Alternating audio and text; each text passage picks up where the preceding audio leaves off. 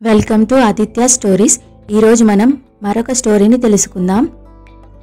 కృష్ణయ్య పడుకోవాలని రామాయణం కథని యశోదాదేవి కృష్ణుడికి ప్రతిరోజు చెప్తుండేదంట. ఒకరోజు కృష్ణుడు చాలా పొద్దుపోయినా కూడా పడుకోకుండా అల్లరి చేస్తూ ఉంటాడు. అప్పుడు యశోదాదేవి కృష్ణుడిని పడుకోమని చెప్తుంది. సరే అమ్మా, మరి కథ చెప్పు, పడుకుంటానని అంటాడు కృష్ణుడు. యశోదమ్మ కథ చెప్పడం మొదలు పెడుతుంది. అనగనగా దశరథ మహారాజు గారు ఉండేవారు. ఆయనకి 4 కుమారులు. పెద్ద కొడుకు రామచంద్రమూర్తి మహాధర్మాత్ముడు, అన్ని సుగుణాలున్నవాడు అని చెప్తుంటుంది. కృష్ణుడు చిన్నగా కళ్ళు మూసుకొని నిద్రలోకి జారుకుంటాడు. అప్పుడు యశోదాదేవి, హమ్మయ్య, కృష్ణుడు చిన్నగా పడుకుంటున్నాడు అని కథ చెబుతూనే ఉంటుంది.